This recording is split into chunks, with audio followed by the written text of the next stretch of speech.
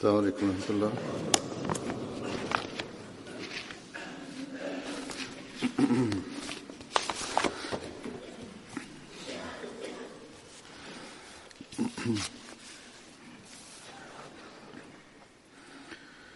أشهد أن لا إله إلا الله وحده لا شريك له وأشهد أن محمدا عبده ورسوله أما بعد فأعوذ بالله من الشيطان الرجيم بسم الله الرحمن الرحيم الحمد لله رب العالمين الرحمن الرحيم مالك يوم الدين إياك نعبد وإياك نستعين اهدنا الصراط المستقيم صراط الذين أنعمت عليهم غير المغضوب عليهم ولا الضالين.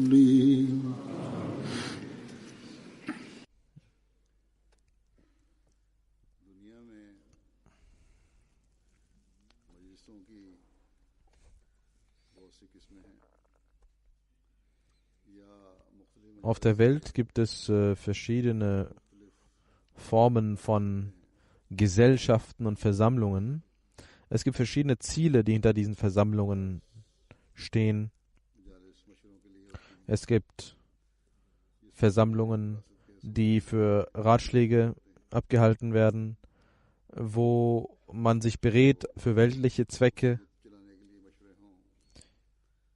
ob das die Ratschläge für die Regierungen sind oder Politiker, verschiedene Foren, wo Ideen gesammelt werden oder verschiedene Foren, wo Geschäftsleute sich austauschen. Dann gibt es Versammlungen, wo es um Spiel und Sport und Freizeit geht.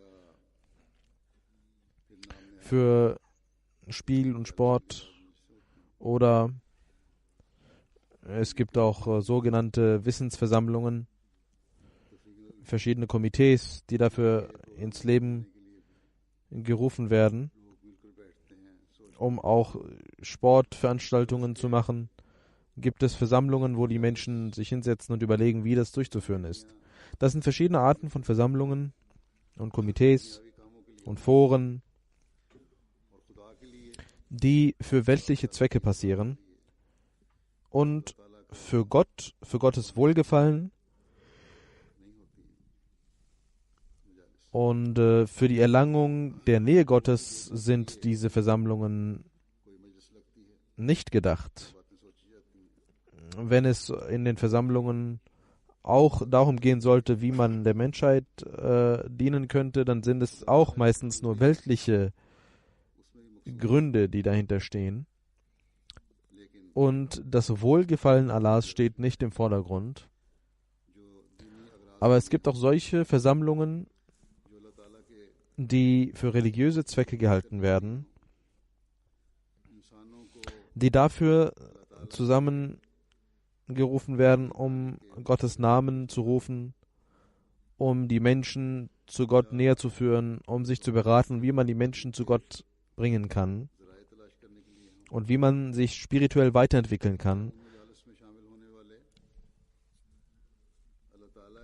welche Mittel es dafür gibt und wie die Teilnehmer der Versammlungen Gott näher kommen können. Das Ziel dieser Versammlungen ist also nur,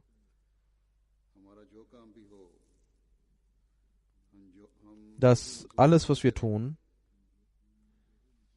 alle unsere Ideen und unsere Pläne Die Programme der Versammlung sollen Gottes Wohlgefallen zu uns bringen. Dass man sich von unnützen und absurden Dingen fernhält, das sind Versammlungen, die Gottes Wohlgefallen auf sich lenken. Und die Ergebnisse dieser Versammlungen sehen wir sowohl in dieser Welt als auch im Jenseits wird Gott die Teilnehmer dieser Versammlungen segnen. Im Jenseits gibt er ihnen den Lohn dafür. Es ist die Aufgabe eines gläubigen Menschen, dass er, ob es eine Versammlung im Hause ist, mit der Familie, mit den Kindern oder draußen, man muss immer versuchen, dass wir das Wohlgefallen Allahs als Ziel anstreben müssen und wie wir dieses Wohlgefallen erlangen können, wie wir unsere Spiritualität verbessern können,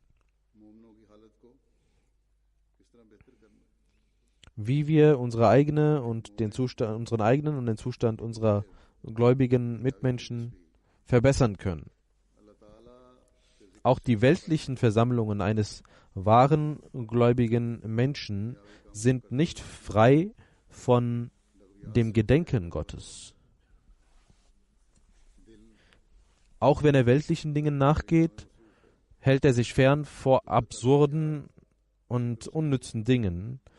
Auch wenn er seinen weltlichen Aufgaben nachgeht, hat er im Herzen doch den Namen Gottes immer vor seinen Augen. In den verschiedenen weltlichen Angelegenheiten gibt es oft Verletzungen von Menschenrechten und von den Pflichten gegenüber den Menschen, aber der Gläubige tut dies nicht, auch wenn er weltliche Dinge tut, verletzt er nicht die Pflichten gegenüber anderen Menschen. Heutzutage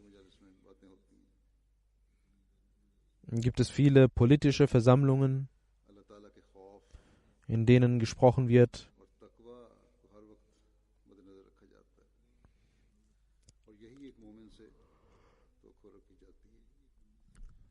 Doch der gläubige Mensch sieht die Gottesfurcht immer als sein Ziel und das ist auch die Erwartung an einen gläubigen Menschen. Auch im Heiligen Koran hat Allah den Gläubigen die Anweisung erteilt, dass ihr euch hüten sollt vor Rebellion und vor Sünden und vor Ungehorsam gegenüber den Propheten und vor solchen Versammlungen und stattdessen gottesfürchtige Versammlungen besuchen und beiwohnen sollt. Aber es ist bedauernswert, dass die meisten Versammlungen und Zusammenkünfte von Muslimen diesem Gebot nicht mehr folgen und sie nur Unfrieden sehen. Allah sagt, Ja, ayyuhallazina amanu, iza tanajaytum, fala tatanajaw bil ismi wal udwan.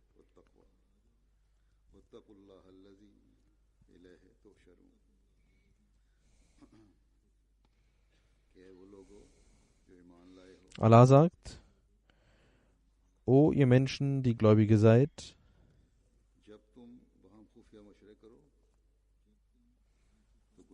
wenn ihr miteinander berät auf geheime Art und Weise, dann sollt ihr nicht über Sünde und Ungehorsam gegen den Propheten und Rebellion beraten, sondern nur über Gottesfurcht und Tugendhaftigkeit. Und ihr sollt Gott fürchten, zu dem ihr alle versammelt werden wird. Aber, wie ich gesagt habe, die Muslime haben dieses Gebot Gottes vergessen.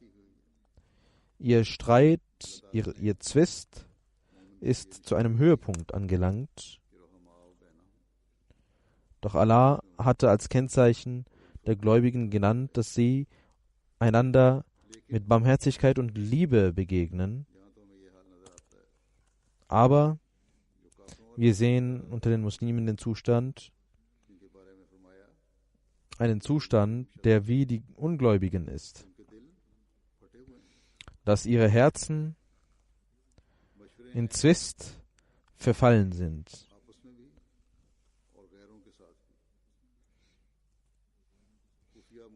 Auch die Ratschläge, die sie tun, die geheimen Beratungen, die sie tun, tun sie mit dem Ungehorsam gegenüber Gott und dem Propheten und weit weg von Taqwa und Gottesfurcht.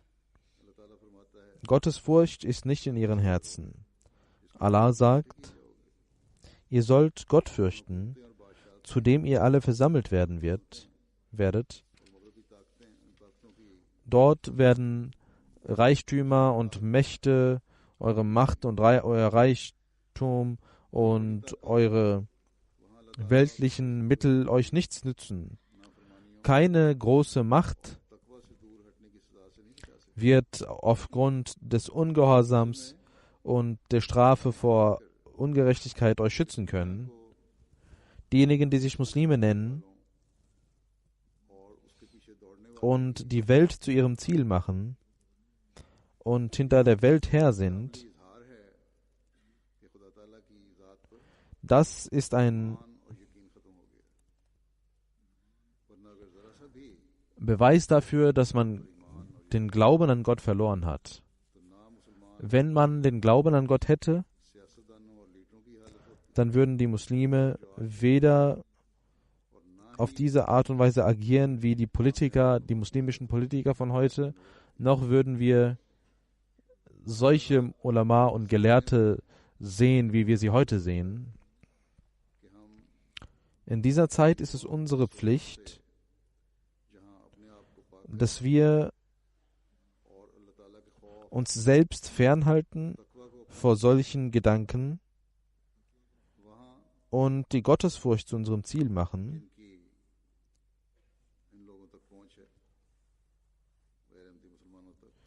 Und diejenigen, die Beziehungen und Bindungen zu Nicht-Ahmadis haben, zu anderen Muslimen haben, sollen in ihren jeweiligen Kreisen, soweit es ihnen möglich ist, die Muslime belehren, dass euer Zustand, den ihr erlangt habt, euch nicht nur als Knechte der anderen Menschen darstellen lässt, sondern dass ihr auch Gottes Wohlgefallen verliert und seine Strafe bekommen werdet. Und ihr habt sowohl den Glauben verloren als auch die Welt verloren. Jetzt ist die Zeit da, dass ihr Gott fürchtet, in euren Herzen Gottesfurcht empfindet, sonst wird alles vergehen, was ihr habt. In den Versammlungen, wo es um weltliche Beratschlagung geht, ist auch die Versammlung der Vereinten Nationen. Und der Präsident der USA hat in den letzten Tagen auch gesprochen. Es gab eine Versammlung in den letzten Tagen. Der US-Präsident hat gesprochen. Und die verschiedenen Analysten im Westen haben sogar geschrieben, dass diese Rede nicht Frieden fördert, sondern Unfrieden und Katastrophen herbeiführt. Einige haben sogar geschrieben, dass mit dieser Rede vielleicht Saudi-Arabien und einige Muslime zufriedengestellt worden sind, aber ansonsten war diese Rede voller Zweifel und voller Hoffnungslosigkeit und eine Einladung zum Krieg und zur Katastrophe. Die muslimischen Regierungen sollten die Gebote Gottes vor ihren Augen haben und sich vor jeder Art von Unfrieden schützen. Das alles passiert in der muslimischen Welt. Darüber habe ich einen kleinen Überblick gegeben. Aber wir sollten auch schauen, wie es uns geht. Wie unser Zustand ist. Wir müssen immer wissen, dass Satan nicht die Jamaat, den Fortschritt der Jamaat sehen möchte. Satan wird gemäß seiner Natur auch unter uns versuchen, Unruhe zu schaffen und Unfrieden zu schaffen. Diejenigen, die manchmal zusammensitzen und in ihrer Stadt oder in ihrer Halqa oder in ihrem Land über das Nizam Jamaat reden und das kritisieren. Diese Menschen sind oft und immer Menschen, die Satan folgen. Satans Aufgabe ist, dass er wie ein mitleidvoller diese Menschen heimsucht. Und in solchen Versammlungen nehmen auch Menschen teil, die vielleicht nicht gegen das Nizam Jamaat sind, sondern die Schmerzen für das Nizam Jamaat besitzen und denken, dass dieser Mensch, der seinen Rat oder seine Meinung kundtut, im Gewand des Mitleids vielleicht recht hat und dass man sich verbessern muss. Aber wenn man sich verbessern muss, wenn Islah und Verbesserung das Ziel ist, dann hätte man diese Dinge an den Kalifen der Zeit, erst an die Zuständigen im Land und dann an den Kalifen der Zeit herantragen müssen, statt Versammlungen durchzuführen und auf eine Art und Weise zu reden, als ob das geheime Reden wären und Ratschläge wären und als Schmerz für die Jamaat getan werden. Das sind falsche Art und Weisen, falsche Dinge, die zu Sünde und Rebellion und Ungehorsam gegenüber dem Propheten führen. Und das sind Zeichen der Entfernung von Gottesfurcht. Allah hat die Menschen, die Gläubigen gewarnt vor solchen Versammlungen. Wenn ihr gegen den Amir oder gegen einen Amtsinhaber eine Beschwerde habt, dann sollt ihr den Kalifen der Zeit darüber unterrichten und mehr haben die Mitglieder der Jamaat nicht zu tun. Es ist die Aufgabe des Kalifen der Zeit, wie er welchen Fall behandelt und löst. Es ist aber wichtig, dass jeder betet. Jeder Ahmadi soll voller Schmerz beten, dass Allah jegliche Art von Übel von der Jamaat entfernt und solche Menschen, die mit Gottesfurcht arbeiten und die dienen, der Jamaat gibt. Diese wichtige Aufgabe soll jeder kennen und wissen. Je mehr Allah der Jamaat Fortschritte gibt, desto mehr wird auch Satan seine Aufgabe durchführen. Satan hatte schon von Anfang an von Gott die Erlaubnis erlangt und gesagt, dass er die gläubigen Menschen versuchen wird, irre zu leiten. Die Gegner der Ahmadiyyat, die offen gegen die Jamaat vorgehen werden, auf der einen Seite gibt es auf der anderen Seite auch Menschen, die einfache Menschen mit dem Gewand der Mitleid und der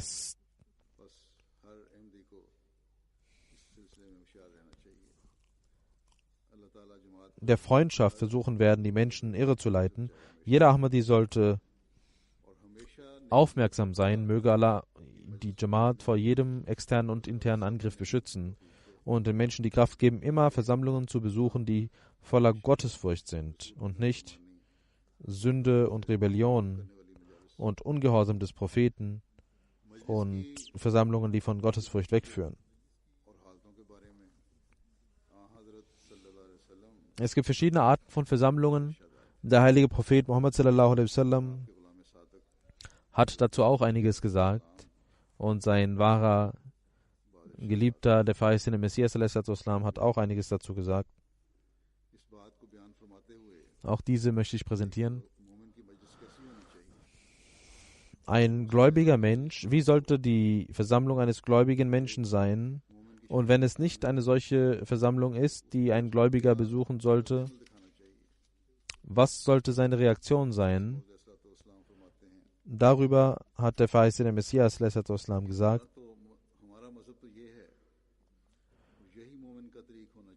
Wir glauben daran, und das ist auch der Weg des Gläubigen, dass er wenn er etwas sagt, was der Wahrheit entspricht und vollständig ist. Und sonst soll er ruhig sein. Wenn in einer Versammlung Gott oder sein Prophet verspottet wird, sollt ihr entweder weggehen, damit ihr nicht zu ihnen gehört, oder ihr sollt vollständig antworten. Es gibt keinen zweiten Weg, den man hat, wenn ihr wahre Gläubige seid. Entweder antworten vollständig oder weggehen, diese Gesellschaft verlassen. Der dritte Weg ist Heuchelei. Wenn ihr in der Versammlung sitzt und nichts tut und ihr nur versteckt euren Glauben kundtut und euch versteckt vor Furcht vor den Menschen und dann auch sagt, nein, das ist nicht so, sondern sollte anders sein, aber dass ihr nicht offen seid, das ist der Weg der Heuchelei. Das ist nicht der Weg des Gläubigen.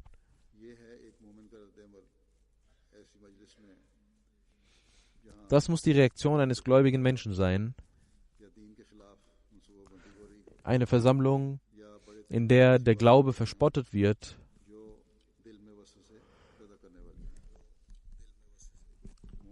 oder Dinge gesagt werden, die die Herzen irreleiten.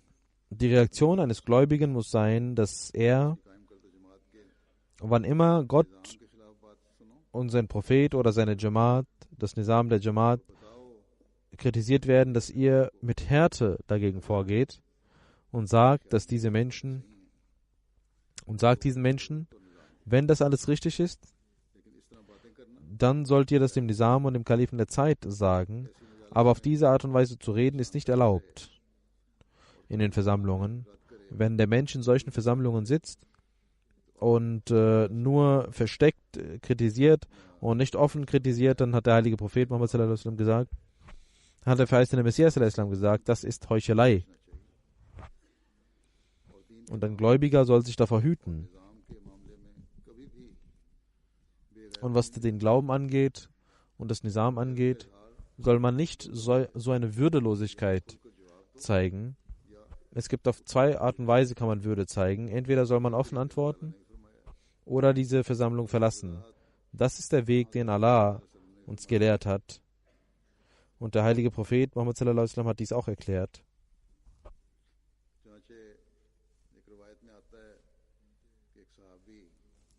In einer Überlieferung heißt es, dass ein Gefährte zum heiligen Propheten Muhammad sallallahu alaihi wasallam kam und sagte, O Prophet Allahs, unterweisen Sie mir etwas. Der heilige Prophet sallallahu alaihi wasallam sagte, du sollst gottesfürchtig sein, und wenn du eine Versammlung eines Volkes besuchst und wenn sie Gutes sagen, dann sollst du dort bleiben. Wenn sie nicht Unfrieden stiften und falsche Sachen sagen, dann sollt ihr dort bleiben. Wenn sie aber etwas sagen, was nicht gut ist in deinen Augen, dann sollst du diese Versammlung verlassen. Der heilige Prophet Muhammad hat auch erläutert, welche Versammlung ein gläubiger Mensch nicht mögen soll. Es geht nicht um persönliche Vorlieben, sondern derart unerwünscht, was gegen die Jamaat und gegen den Nizam ist.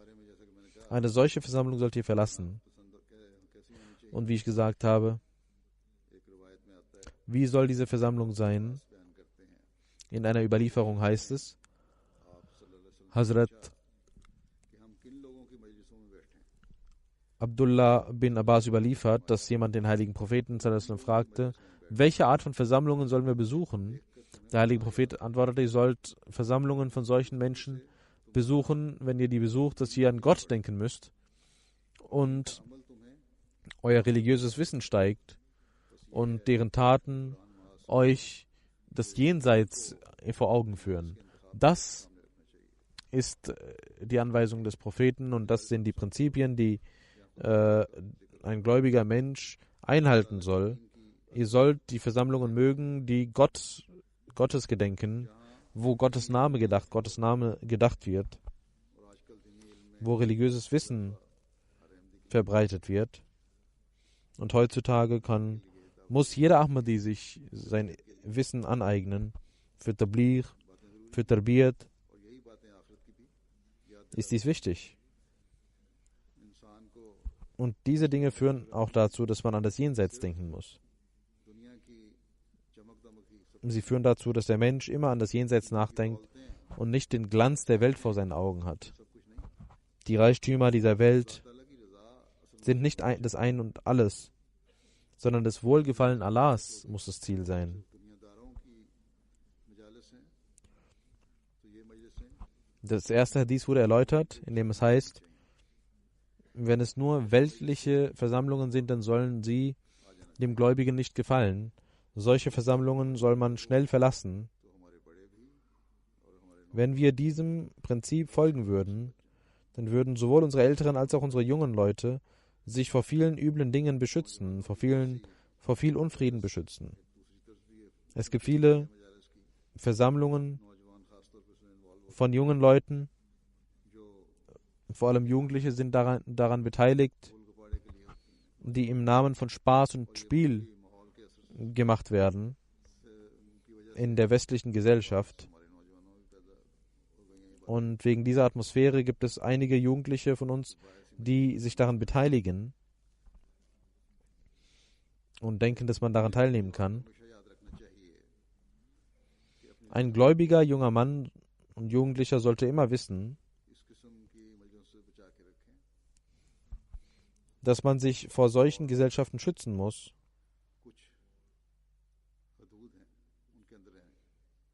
Und es gibt Grenzen, die man einhalten muss. Es gibt auch Ereignisse in der Jamaat, wo aufgrund von falschen Gesellschaften und falschen Freunden unsere Jugendlichen in ihrer Jugend, sobald sie jung sind, etwas tun, was anderen Schaden zufügen könnte, was den Nachbarn Schaden zufügen könnte oder denen, die in der Umgebung sind, oder dass man Unfrieden stiftet und jemandem etwas Schlechtes antut. Und wenn man dann erfährt, dass es ein Mitglied der Jamaat ist, dann wird der Name der Jamaat auch beschmutzt. Die Eltern sollten schauen, welche Freunde die Kinder haben, welche Versammlungen sie besuchen, damit unsere Jugendlichen und die Kinder, die in die Jugend eintreten, sich beschützen vor diesen Versammlungen und falschen Freunden, und dass wir auch zu Hause solche reinen Versammlungen haben, die immer, was die Erziehung angeht, von guter Natur sind. Der heilige Prophet Muhammad sallallahu alaihi wasallam hat einmal gesagt, dass wenn ein Volk die Rezitation des heiligen Koran in der Moschee tut und zusammensitzt, um darüber zu reden, dann sendet Allah Ruhe und Zufriedenheit auf sie herab und die Barmherzigkeit Gottes umfasst sie und die Engel umfassen sie. Es ist eine besondere Gnade und Segnung von Allah, dass es solche Möglichkeiten für die Jamaat immer wieder gibt, überall auf der Welt, wo die Jamaat verschiedene Jalsas Lana und Ijtima veranstalten und solche Versammlungen dort vorhanden sind, die für die Erziehung sehr wichtig sind, die für das Wissen sehr wichtig sind, die für das Gottesgedenken sehr wichtig sind. Heute findet beispielsweise das Ijtima der Lajna in Maila statt. Auch die Lajna sollten wissen, dass der Großteil ihrer Programme religiös und wissensmäßig sein muss. Und die Teilnehmerinnen sollten auch wissen, dass sie nicht gekommen sind, an einem weltlichen Kerb oder an einer weltlichen Versammlung teilzunehmen. Sie müssen den Sinn ihres Ijtimas erfüllen. Und religiöse und Wissenssitzungen durchführen. Auch wenn kein Programm stattfindet, sollen die Versammlungen religiös sein, statt weltlich zu sein. Statt falsche und unnötige Dinge zu diskutieren, soll man gute Dinge diskutieren und sich vor unnützen Dingen beschützen und vor der Verschwendung von Zeit beschützen. Der heilige Prophet Muhammad sallallahu alaihi wasallam hat einmal gesagt, diejenigen, die eine Versammlung besuchen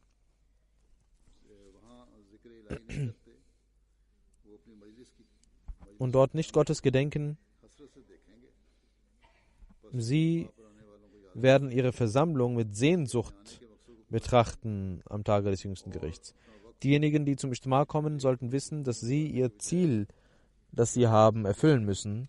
Und statt mit Spott und Gelächter ihre Zeit zu verbringen, sollen sie in Gottes Gedenken ihre Zeit verbringen, damit unsere Versammlungen am Tage des jüngsten Gerichts nicht solche sind, auf die man mit Sehnsucht schaut, dass man da falsche Dinge gemacht hat. Man soll auf Gottesfurcht wandeln, und darüber hat der heilige Prophet Muhammad sallallahu alaihi wasallam gesagt, in einer Überlieferung heißt es, der heilige Prophet Muhammad sallallahu alaihi wasallam sagte, ihr sollt nur mit den Gläubigen sitzen und ihr sollt nur mit den Gottesfürchtigen essen. Es gibt verschiedene Menschen, mit denen man Kontakt hat, mit denen man sich trifft. Man trifft auch Nicht-Muslime. Es kann nicht sein, dass der Mensch mit Nicht-Muslimen nicht sitzen soll. Die Aussage des heiligen Propheten bedeutet, dass euer Großteil der Zeit und eure Versammlungen, eure Zeit mit solchen Leuten verbracht werden sollen, die einen festen Glauben besitzen und die voller Gottesfurcht sind, damit auch ihr in Gottesfurcht voranschreitet.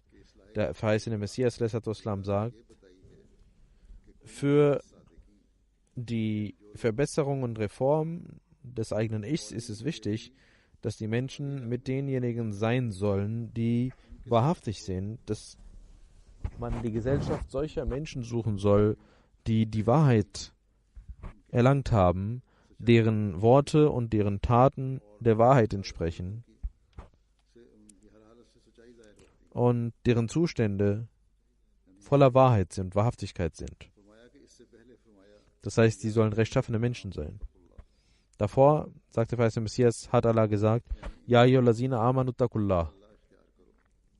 O ihr gläubigen Menschen, ihr sollt gottesfürchtig sein. Das bedeutet, erst sollt ihr Gläubige sein, dann sollt ihr, wenn ihr das Übel ablegt, mit den wahrhaftigen Menschen sein. Eure Gesellschaft ist sehr wichtig, denn die Gesellschaft und die Nähe von Menschen hat einen Einfluss auf die Menschen. Wenn ein Mensch in ein Viertel geht, wo Prostituierte leben, dann sagt er vielleicht, dass er keine Unzucht begeht, aber eines Tages wird er dies tun. Er wird eines Tages dies tun, denn die falsche Gesellschaft hat immer eine Auswirkung. Die Gesellschaft hat eine Wirkung auf die Menschen.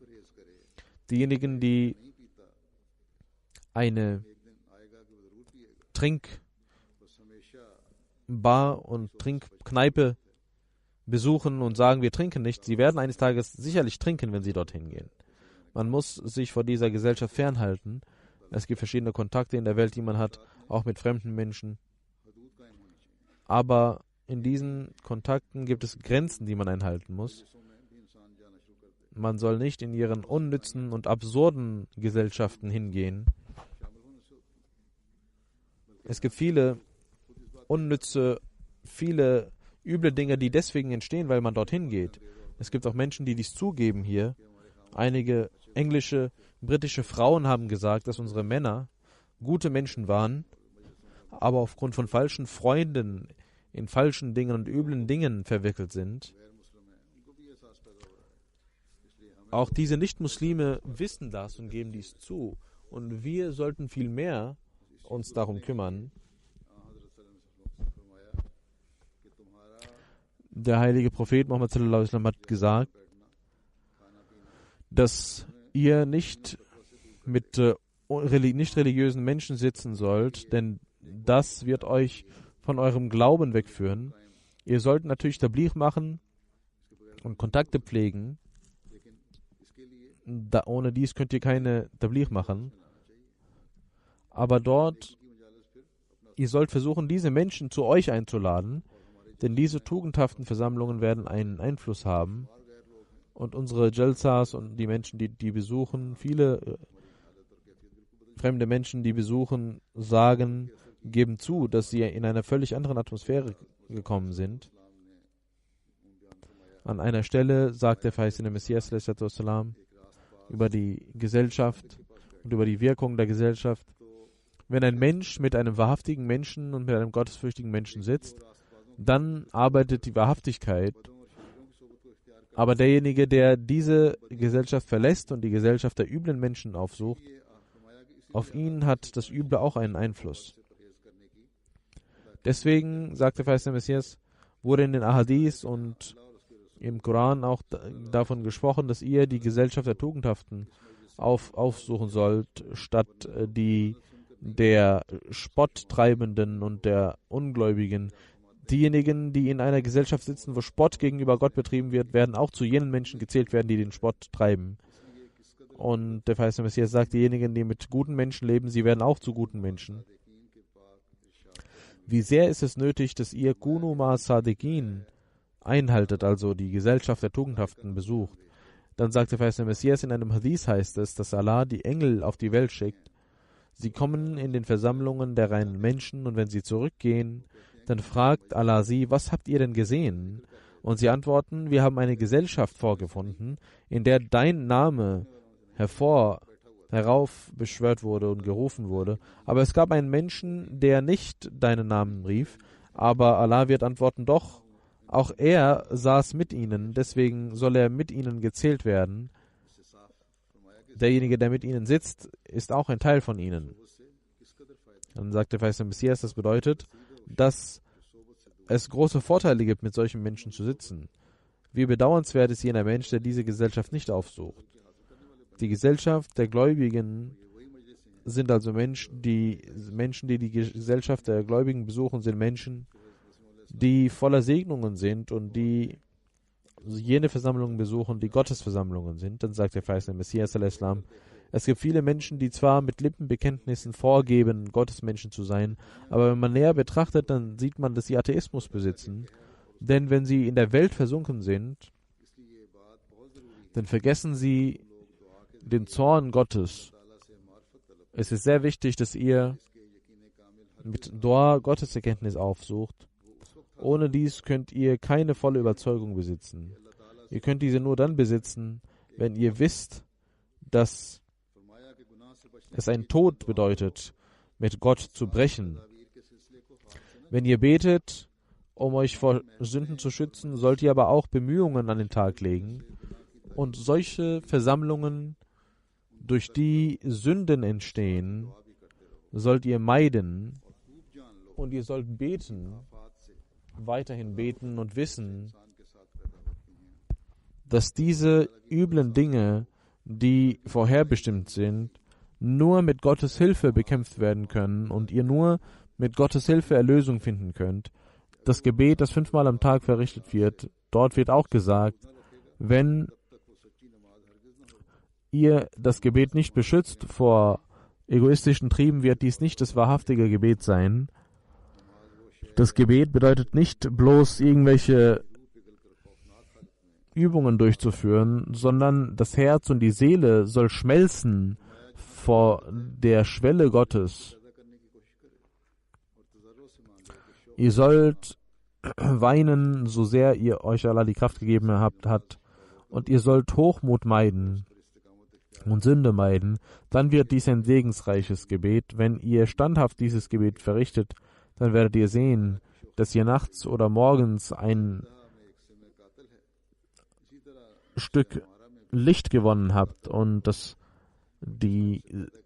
Nafse Amara, die triebhafte Seele, wird vernichtet werden und jener Gott, der diese triebhafte Seele, der Schöpfer dieser Seele ist, hat auch das Medikament gegen diese Seele. Ihr sollt ihn anbeten und ihr sollt ihn um Hilfe flehen, dass er euch beschützt vor den falschen Versammlungen, schmutzigen Versammlungen der Welt und vor den negativen Einflüssen dieser Versammlungen. In einer Überlieferung heißt es, dass der heilige Prophet Muhammad sallallahu alaihi wasallam pflegte zu beten, wenn er eine Gesellschaft beendete: O Allah, du bist rein Und wir schwören, dass niemand anbetungswürdig ist außer dir. Ich erbitte Vergebung und wende mich zu dir. An einer anderen Stelle sagte der heilige Prophet Muhammad sallallahu alaihi wasallam, es gibt einige Worte, wenn man die dreimal rezitiert, wenn man eine Versammlung verlässt, dann wird Allah die Sünden, die man dort begangen hat, bedecken. Und derjenige, der diese Worte sagt in einer guten Versammlung, dann werden ihm diese guten Taten versiegelt. Und diese Worte lauten: Subhanakallahumma wa bihamdika la ilaha illa anta astaghfiruka wa atubu ilaik. O Allah, du bist rein, aller Preis gebührt dir mit deiner Segnung, mit deinem Preis, und es gibt niemanden, der anbetungswürdig ist außer dir.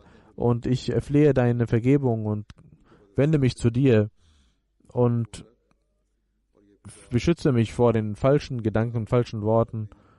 Und dieses Gebet beschützt den Menschen vor den üblen Dingen und gibt ihm die Möglichkeit, von den guten Versammlungen zu profitieren. Wie der verheißene Messias al-Islam gesagt hat, solange Gottes Hilfe nicht mit dabei sind, kann der Mensch sich nicht erretten. Deswegen soll man immer Gottes Hilfe erflehen. Möge Allah uns die Kraft geben, dass wir immer uns vor falschen und schlechten Versammlungen beschützen. Und wenn wir aus Versehen irgendwo teilnehmen, dass Allah uns vor den negativen Einflüssen bewahrt, dass wir immer auf der Suche nach guten Versammlungen sind und diese besuchen und die Segnungen Gottes aufnehmen.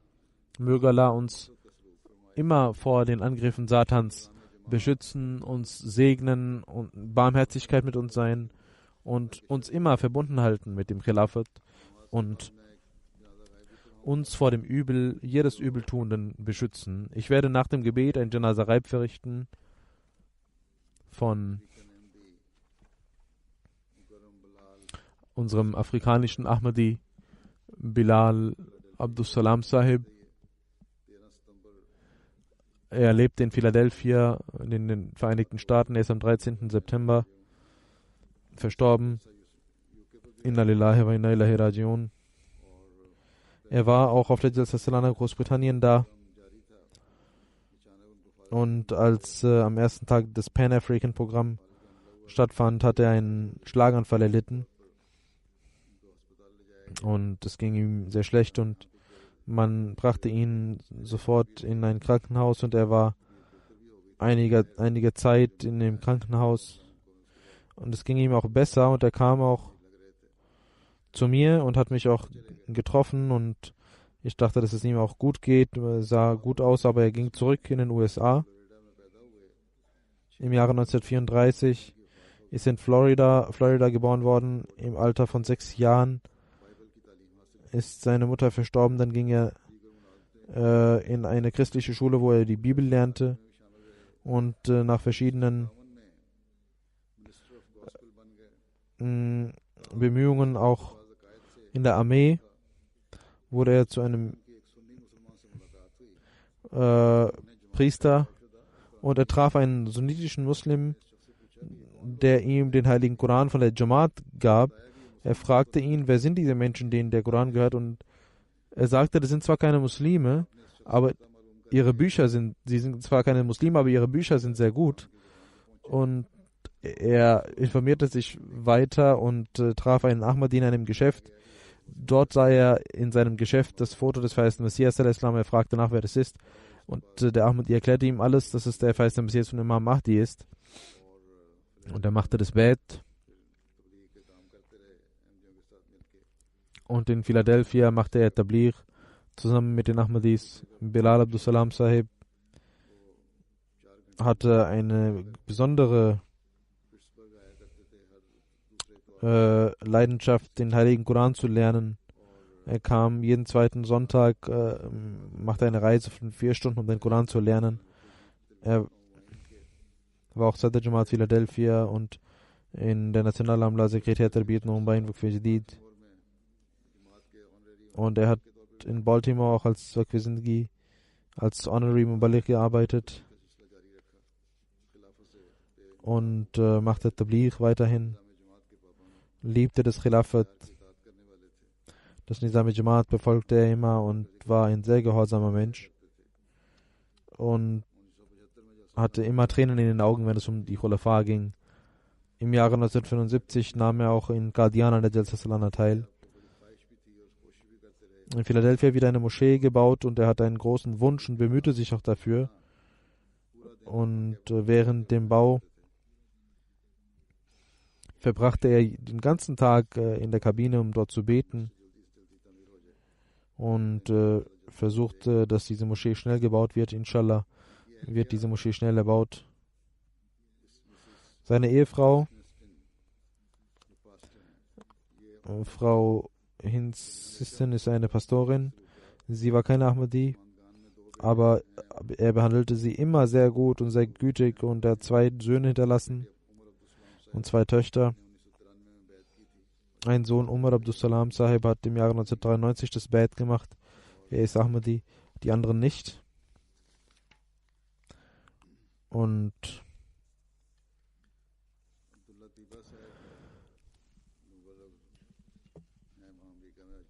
Abdullah Diba Sahib, Muballigh von Amerika, schreibt, dass er ein sehr aktives Mitglied in den USA war und die Menschen mit Liebe behandelte und immer anderen half und der Jamaat diente. Mit den Jugendlichen hatte er eine besondere Bindung. Für ihre Erziehung und um sie vor gesellschaftlichen Krankheiten zu beschützen, tat er sehr viel und veränderte auch das Leben von vielen jungen Menschen.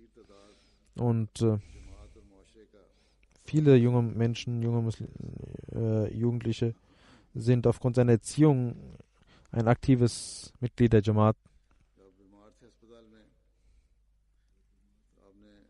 Als er krank war im Krankenhaus, hatte er gesagt, dass der heilige Koran immer bei ihm sein soll. Und als er auch hier krank war, hat er gesagt, Gott hat mir ein neues Leben gegeben, weil ich noch etwas tun möchte. Und wie ich gesagt habe, er hat eine sehr enge und treue Bindung mit dem Khilafat. Wann immer er mich traf, hatte er eine sehr eigenartige Liebe und Treue und Freude ausgestrahlt. Möge Allah seine Ränge erhöhen und ihm vergeben und auch seinen anderen Kindern die Kraft geben, Möglichkeit geben, die Ahmadiyya zu akzeptieren.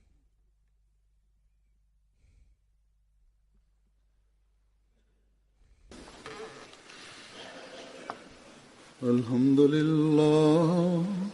الحمد لله نحمده ونستعينه ونستغفره ونؤمن به ونتوكل عليه ونعوذ بالله من شرور أنفسنا ومن سيئات أعمالنا من يهده الله فلا مضل له ومن يضلل فلا هادي له ونشهد أن لا إله إلا الله ونشهد أن محمدا عبده ورسوله عباد الله رحمكم الله إن الله يأمر بالعدل والإحسان